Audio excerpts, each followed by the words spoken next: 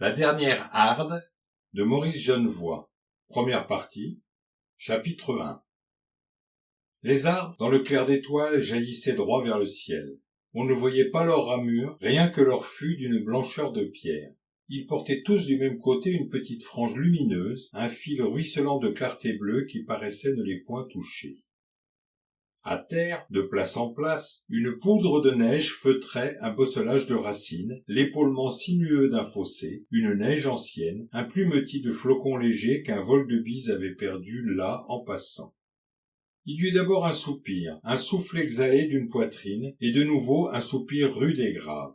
Une buée d'haleine flottait entre les arbres, où des échines bougeaient en ondulant vaguement sur place.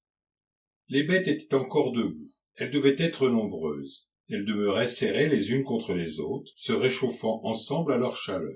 L'aube commençait à rôder de toutes parts. Les arbres étaient de vieux hêtres gris. Les feuilles des ronces, violettes et sanglantes, s'allumaient de ça, de là. Les silhouettes des bêtes grandissaient dans la lueur du crépuscule. Il y avait au moins 10 ou 12 biches, au long cou grêle, aux oreilles disproportionnées. Tout était amaigri par l'hiver, le crâne marqué de durs creux d'ombre en arrière de leurs yeux tristes.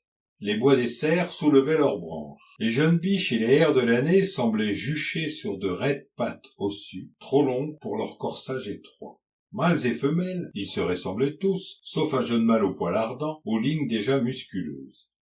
Celui-là portait sur le front 2 petites bosses durement saillantes. Ses yeux sombres, aux reflets de feu, promenaient leur regard avec une vivacité hardie, une sauvagerie tendre et farouche. Seul de la harde, il allait et venait, poussant du mufle ou de l'épaule quand une bête gênait son passage. Il fit ainsi le tour du troupeau, y pénétra, poussant encore pour écarter un groupe de biches. Cela creusa dans l'épaisseur des animaux une percée aussitôt refermée, mais, dans le temps qu'elle s'était entr'ouverte, un très vieux cerf, puissant et chenu, debout au cœur même de la harde, avait laissé voir un instant sa majestueuse silhouette immobile. Tout droit, le cou large et velu, il portait haut son chef couronné d'une ramure ample et sombre. Ses yeux songeurs regardaient au loin devant lui. Lorsque le remous des échines se fut refermé sur son corps, ses bois royaux continuèrent de surgir, haut dressés, par-dessus les bêtes de son clan.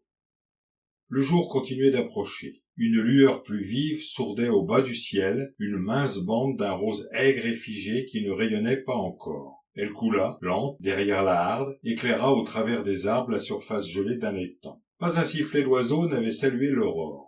Un soleil rouge et dépouillé souleva son orbe au-dessus de la glace, et émergea bientôt tout entier. Alors les plus anciens des mâles, pliant les genoux, se couchèrent. Mais à peine leur poitrine avait-elle effleuré les broussailles qu'un sursaut les remit tous debout. L'une des biches, une vieille bréhaigne, venait de souffler bruyamment. La tête haute, le mufle dans le vent, elle épiait, les yeux agrandis, et ses pattes sèches tremblaient un peu.